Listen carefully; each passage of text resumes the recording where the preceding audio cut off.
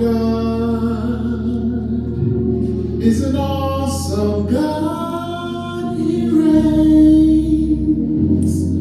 from heaven above with wisdom, power, and love. Our God is an awesome God. Our God is an awesome God. He reigns from heaven above with wisdom,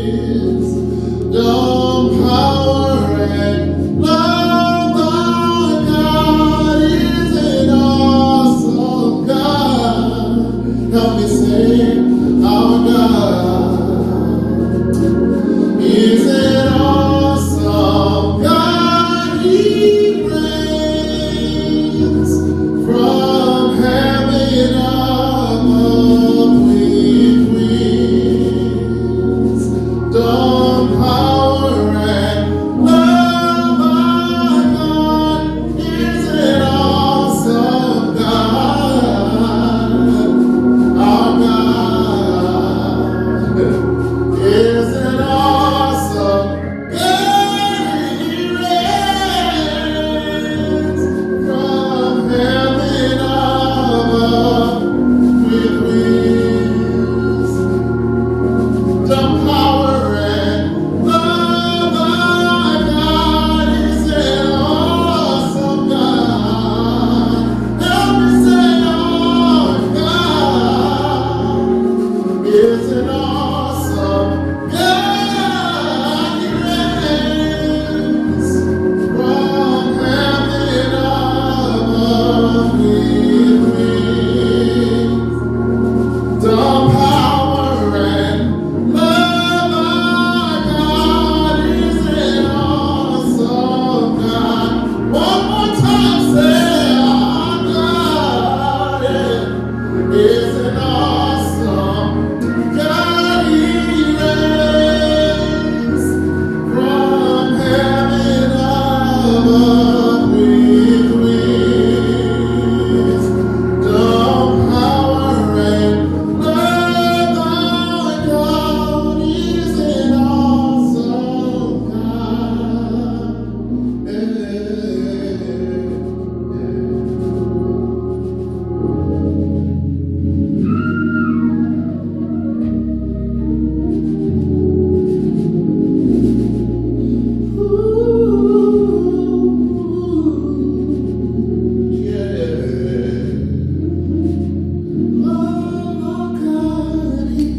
is an awesome God.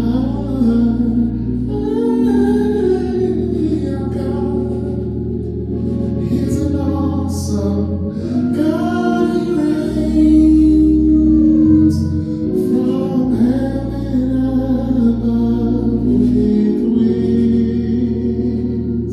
wisdom, power, and love. Our God is an awesome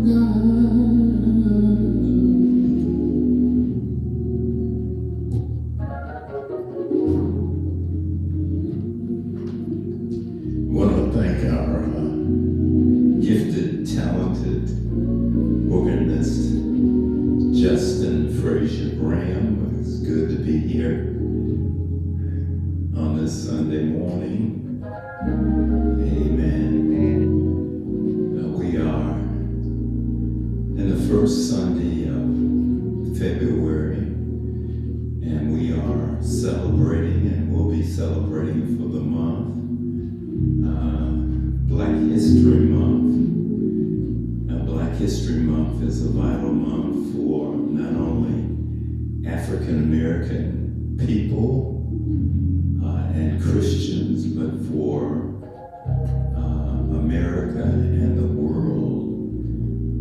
It helps us to understand what African Americans have gone through, how they tried to make this nation be a great nation, and not only tried, but have succeeded in every nook and cranny of this nation to make it be great. Have shed their blood, have built the White House, built structures, and often without receiving proper credit. And so we are happy to be at this juncture of Black History Month. I do want to share with you that I hope you are taking care of yourself and staying healthy. Our church, the Mount Zion Baptist Church, and my name is Alfonso Lyons Jr., and I'm the pastor. But our church has a pantry that is open from 1 to 3 on Wednesdays. We have some great workers here, and there's no reason why anybody in our community should be going hungry. And so we can help you with a box or 2 of food, sometimes twice a month, maybe beyond that, I'm not sure. But all you have to do is come by Mount Zion Baptist Church, 305 South Madison Park Terrace, and we will provide you with food for yourself and for your family. We also have a 501c3 organization called METAC, the acronym meaning Mount Zion's effort to equip the community. METAC is located at 2605 West Krause in Peoria, Illinois. And the primary function of METAC, and it does 50 million things, is housing and counseling. And so if you're in need of housing and counseling, if you need money, if you're losing your rental facility or your house, METAC has helped across the years thousands of people to avoid foreclosure. We also have a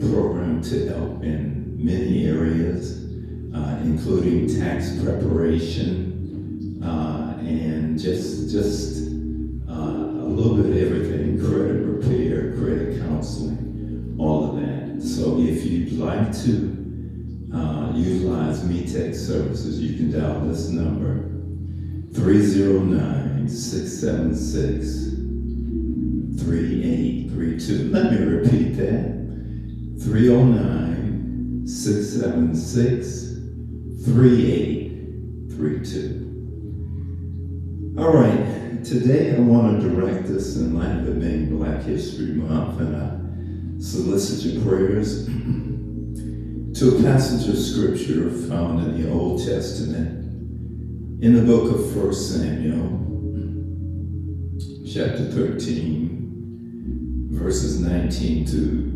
23. I found these sacred words. Now there was no blacksmith found throughout all the land of Israel. For the Philistines said, let the Hebrews make themselves swords or spears. But all the Israelites went down to the Philistines to sharpen every man his plowshare and his mattock and his axe and his sickle. Yet they had a file for the sickles and for the mattocks and for the forks and for the axes to sharpen the goads. So it came to pass in the day of battle that there was neither sword nor spear found in the hand of any of the people who were with Saul and Jonathan, but with Saul and with Jonathan his son were they found. And the garrison of the Philistines went out to the pass of Michmash. I want to talk today in accordance with Black History Month about the subject of suppressive tactics. Suppressive tactics. At the opening of the 20th century, I believe, W.E.B. Du Bois civil rights and NAACP champion, stated that the color line meaning racism, continued to be the major problem of that era. At the end of the 20th century and into the 21st century, I would submit to you that the color line continues to hold that dubious distinction. While many whites have little animosity towards African American people, unfortunately in America, many others do. Why is there this intense hatred on the parts of whites against African American people and people of color?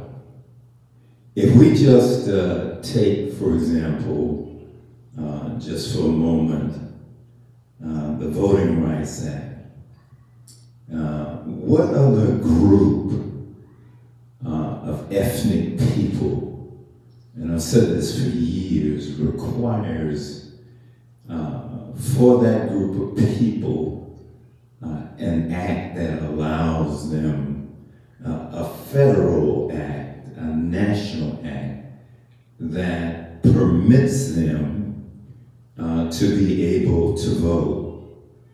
Not the Italians, not the Germans, not the American Indians, not the Hispanics, not the Latinos, not the Chinese, not the Japanese, not Jewish people, not the Irish.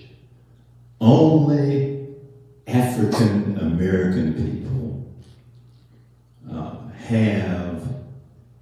were required to have, needed to have a Voting Rights Act because there was so much coming against them, against us, historically in terms of being able to vote. Only black people's voting rights have been suppressed to the extent, again, that a national and a federal law is subject to renewal had to be implemented. And neo-forms of Jim Crow suppression have reemerged and manifested themselves again in many states in this 21st century. Donald Trump, with the advisement of Steve Bannon, one of his initial associates associated with white power movements from the beginning of his tenure in 2016, appealed and re-appealed to Dixiecrats, white supremacists, Confederate sympathizers, white nationalists, Tea Party, leftover Tea Party enthusiasts, and people with a racist bent openly to try and win the election of 2020, and let alone being elected in 2016, not giving a damn about democracy.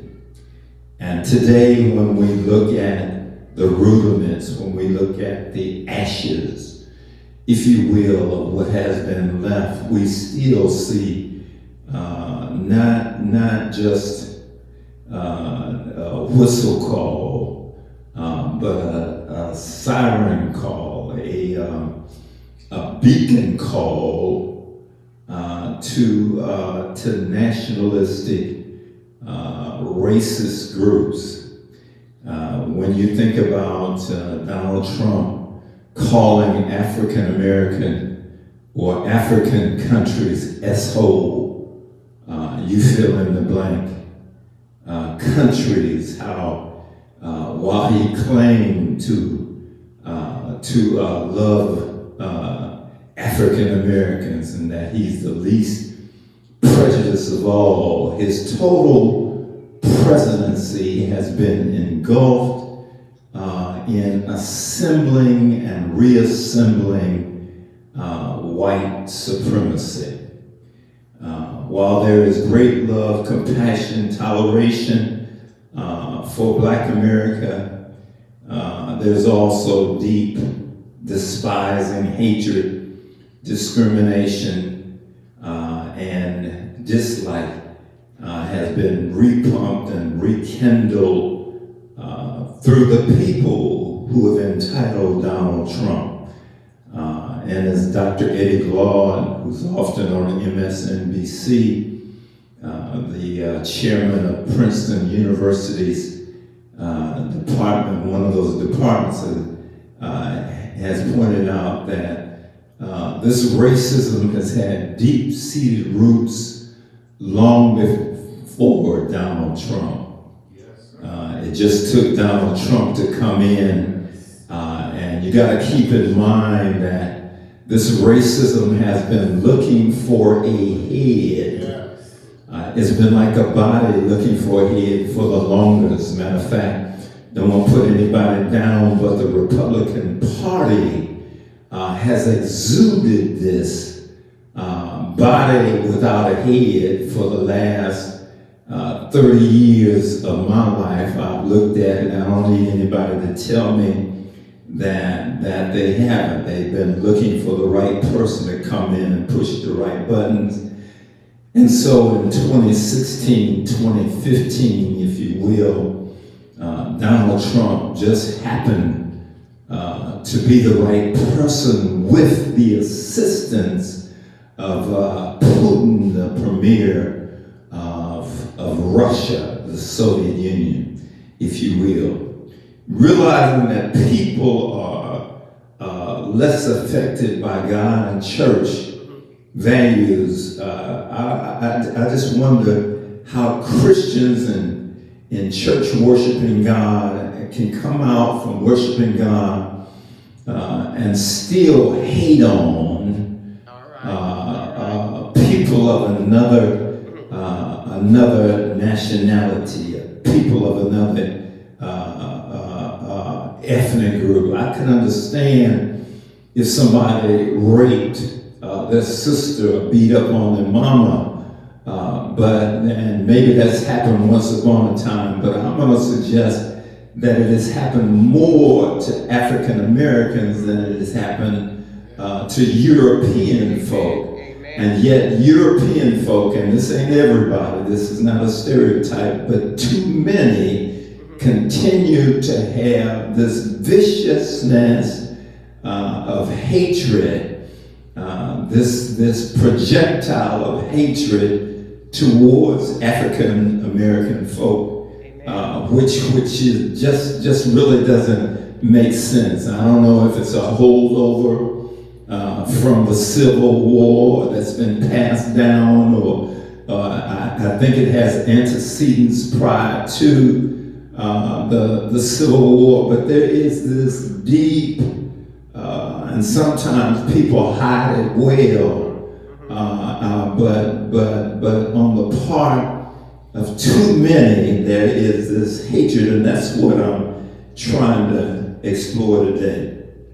How do you purposefully, for example, contaminate people's drinking water, like in Flint, Michigan, and Newark, New Jersey, and you mess up a generation of people, specifically in Flint? I don't know about in Newark, New Jersey, but you mess up kids' minds, their brains, so that they're always behind trying to play catch up.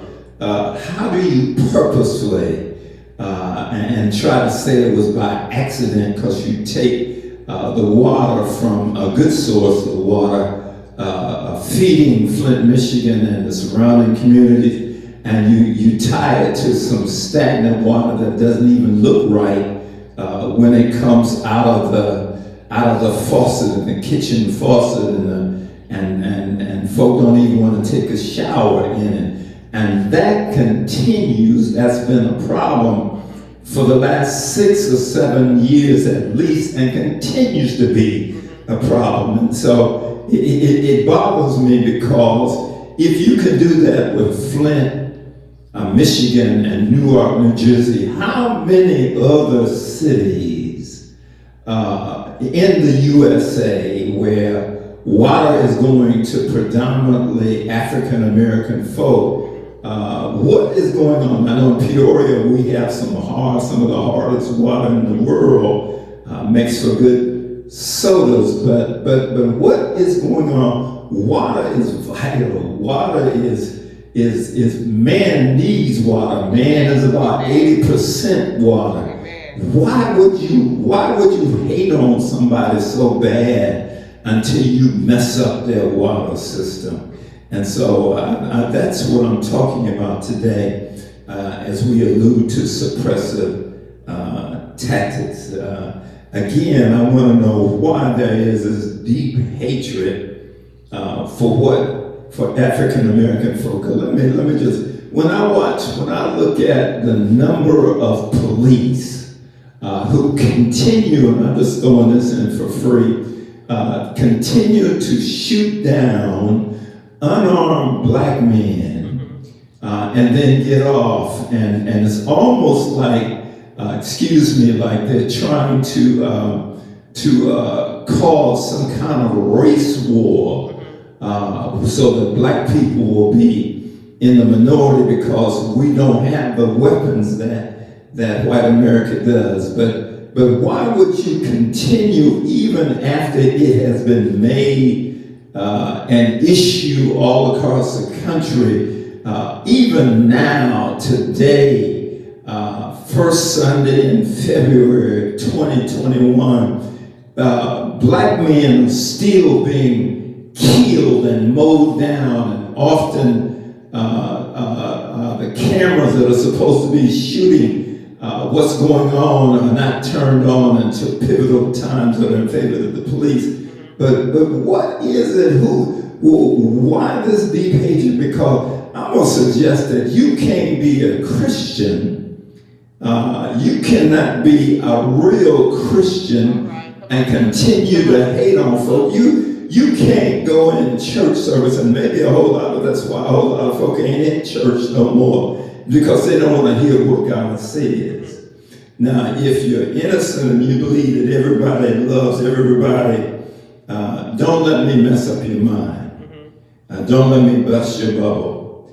But about 50 years ago, I believe that everybody in church was good. And I discovered that everybody in church is not good. And that everybody talking about heaven in the vernacular of our folk ain't one there.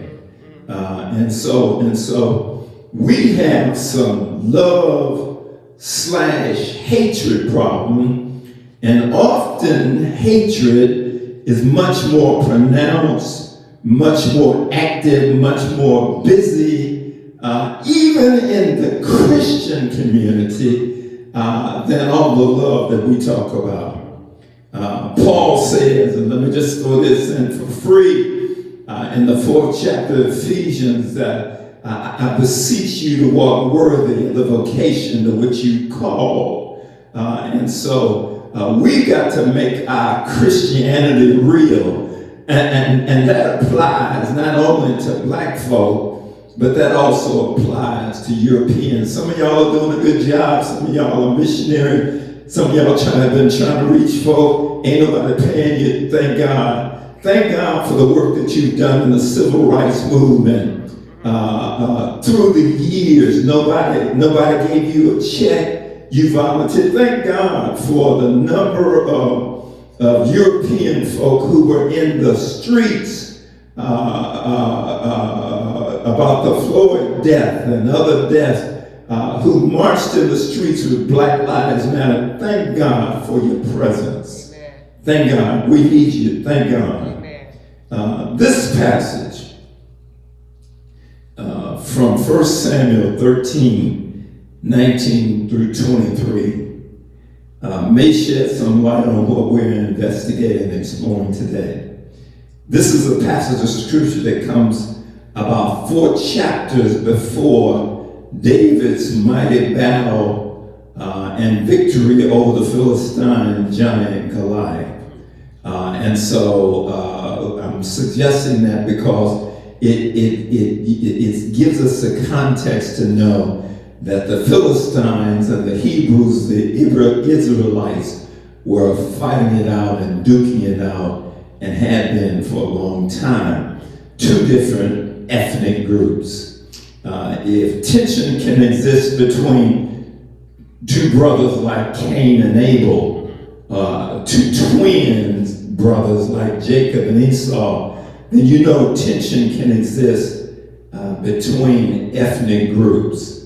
The Philistines had been war with the Hebrew Israelites for a long time. In battle after battle, war after war, skirmish after skirmish, thousands and hundreds of thousands of lives. Just in this 13th chapter, 1 Samuel, they talk about 30,000 chariots and the war folk, and so the war was on. These two nations occupied the same territories and turfs, which agitated and exacerbated their mutual competitiveness and disdain for each other. Verse 19 says, which are our text, there was no blacksmith found throughout all the land of Israel. For the Philistines said, lest the Hebrews make themselves swords or spears, we're not going to let them have a blacksmith. And my first point here in this sermon today is one ethnic group wants to control the potential of their competition. The Philistines wanted to control and suppress the potential of the Israelites.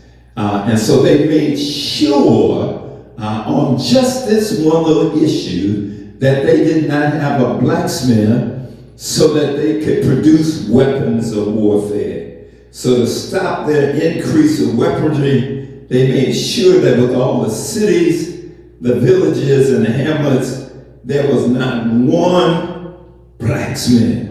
And that's what you call suppression. What does suppression mean? It means to squash down. It means to try to control, often unfairly, unduly. Blacksmiths knew how to forge, bend, and shape metals. They could make horseshoes. They could make swords. They could make spears. The latter two weapons, swords and spears, is what the Philistines were concerned about because they allowed them to be able to fight back. And the Philistines wanted the dominant group, the maritime people, the sea people, the people with the power, wanted to maintain that power over the Israelites. But all city ordinances said there could be no Israeli blacksmith. So they had moved the legislation, they had gerrymandered the laws so that there could be no blacksmiths. If any Israelite wanted to be a blacksmith, he was denied a blacksmith license, or he was detoured, or he was relocated, or he was deferred.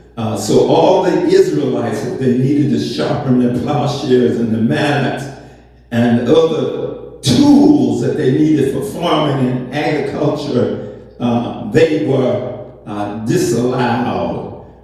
They had no sickles, which were used to harvest the wheat and other grains. And so they were under the control of the Philistines. Y'all are hearing me. Methinks I see something here. Some years ago, the late Virginia Owens, some of y'all don't know about her, but in Peoria, she started a group on the campus of Illinois Central College called Grow Your Own Teachers, because she felt, and there still is a feeling, that the public school system and the primarily European teachers, and there's some really good teachers, but racism was flowing through the district. And so she made an effort at least 30 years ago, 40 years ago, to grow your own teachers. My second point, the dominant ethnic group always has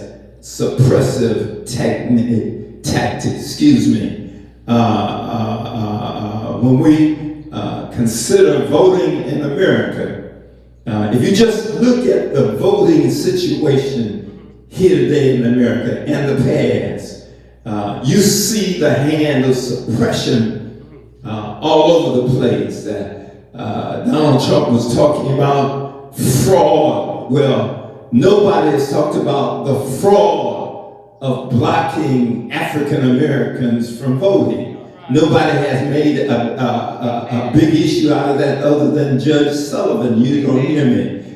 But you can vote today. And this is what the mentality of some people was once upon a time. If you could tell me how many jelly beans are in this big old bottle, and they would have at the polls multicolored jelly beans in a bottle, and the only way black folk could vote was to tell them exactly how many jelly beans, and I don't know, even if they were able to guess, they probably still wouldn't let them vote. Once upon a time, blacks couldn't read, so there were literacy tests that were used to suppress black folks. Black folks had to recite the Constitution from beginning to end with every comma, every period, every hyphen, every stop, and often, even when they knew the Constitution heart to heart and had learned it just in order to vote, they were still denied the vote. There were poll taxes, you don't hear me, where people had to pay money to vote. There was violence to uppity Negroes. And I want you to know we still got some uppity Negroes. Just talked to some this morning myself. But it was designed to suppress the vote. And then you had to own your own property. There were property laws. And then there was the grandfather clause, which allowed people to vote if their father or grandfather had voted before 1867. Well, black folk couldn't even get close to the polls before 1867. And then there were purges of the voting rolls, and we still see that pertinent now in America, where clumps and thousands and huge numbers of people are somehow taken out of their voting rights are taken away. People have been told that felons can't vote, and that's not true in all of our states. If you've been a felon and you are a felon, you still have, in many states, the right to vote. But all of these were suppressive tactics and suppressive tactics. Right after the 2020 election in November, states went back, conservatives, and started coming up with all kinds of tactics designed to keep the poor people's vote, African American vote. I mean, what is wrong with these people? The very thing that they accuse us of is what they do. You don't hear me. And so this passage reminds us in verse 22 that in the day of battle, where King Saul and his sons fought, where the David said later how the mighty are fallen, that none of the Israelites, including Saul, King Saul, and his sons, had a spear in their hands because there was no blacksmith.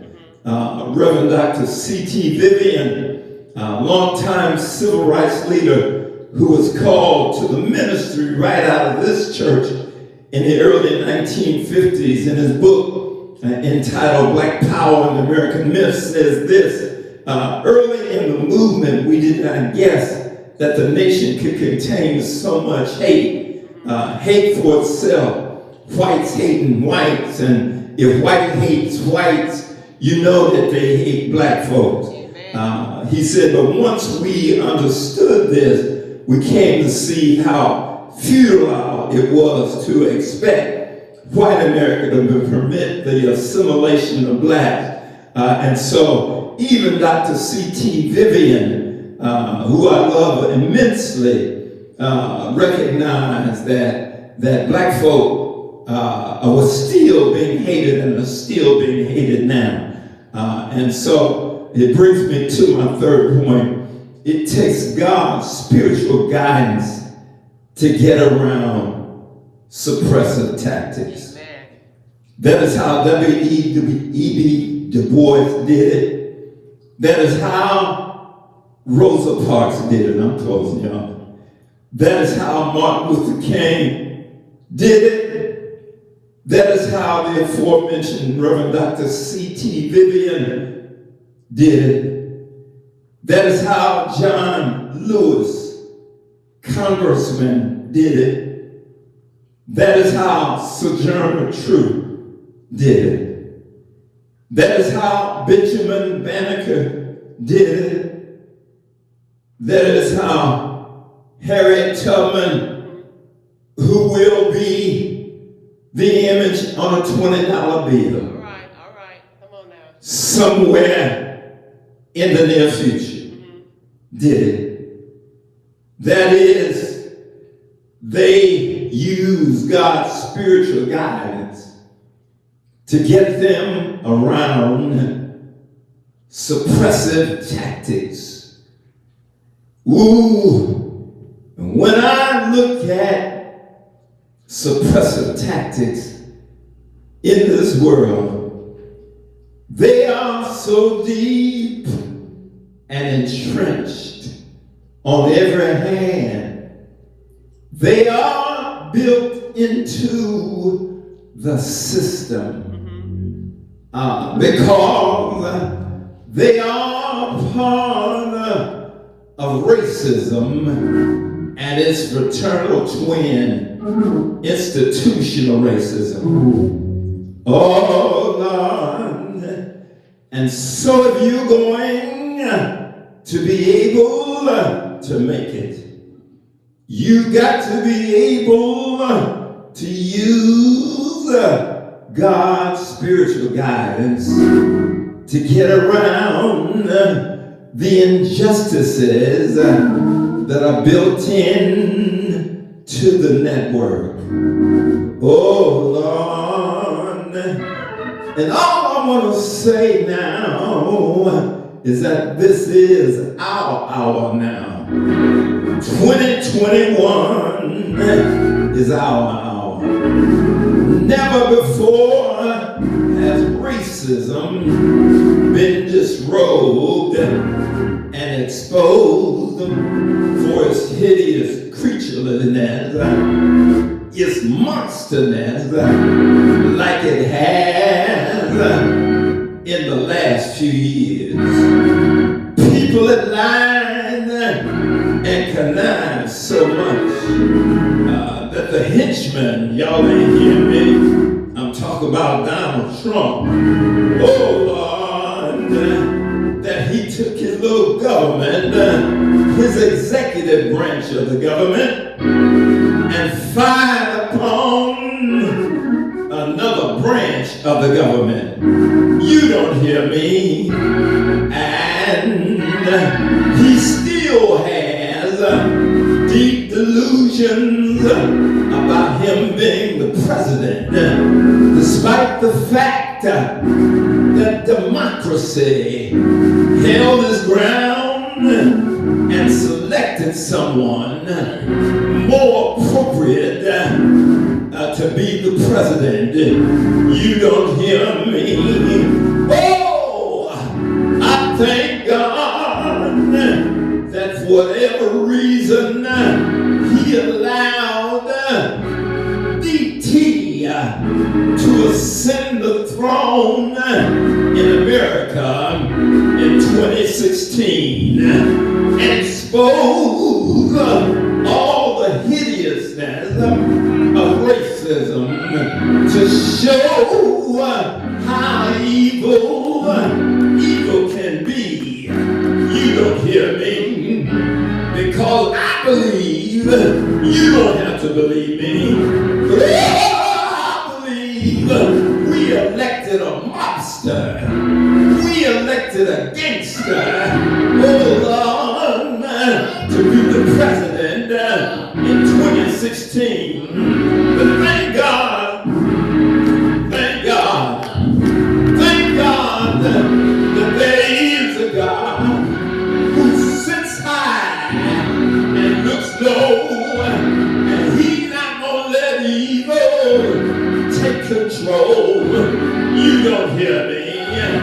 People have lied so much, they lied their way into a corner where they have unfounded Looney Tunes stories about aliens, about 911 never happened, about Democrats eating flesh with certain groups. You don't hear me.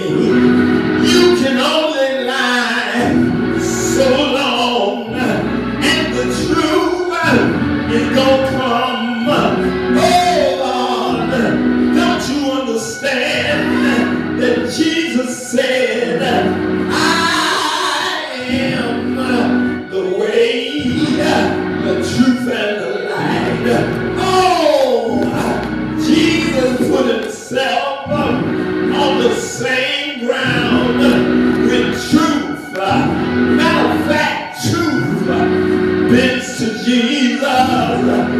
Yes, it does. Truth bows to Jesus. You don't hear me. Oh, I'm glad. I'm glad. Oh, if you keep on doing evil, you gonna back yourself in a corner sooner or later. Y'all remember Nebuchadnezzar, don't you? Oh Lord, he had power over all the known world. He conquered Israel. Yes, he did. He took slaves and carried them back to Babylon. Oh, you can only be so evil so long. God had Nebuchadnezzar on his knees, his fingernails and toenails like bird claws. You don't hear me climbing and crawling out in the field of the forest. You don't hear me. God is going to take care of His people. Hold on just a little while longer. God is going to take care of His people. You don't hear me. We've come too far to turn around. Oh, I love what Jesus said. He said, when they slap you, turn the other cheek. When they ask you to go another mile of the way, oh Lord, go on with them. Oh, that's what black folk have done. Oh, I got to close here now, but oh, don't give up. Keep pressing on. Oh, this is our hour. This is our time. Oh, you don't hear me. Oh, oh Lord, oh Lord, whatever evil they do, keep marching up the King's Highway.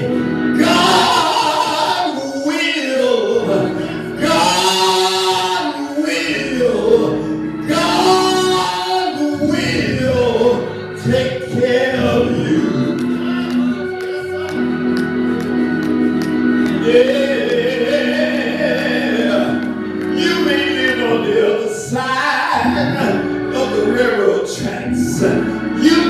live in substandardized housing.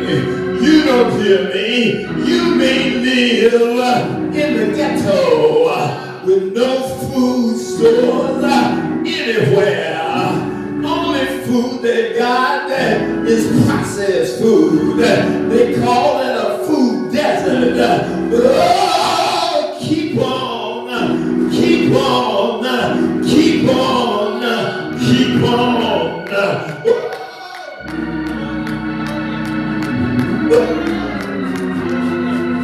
Oh yeah, keep on, keep it on.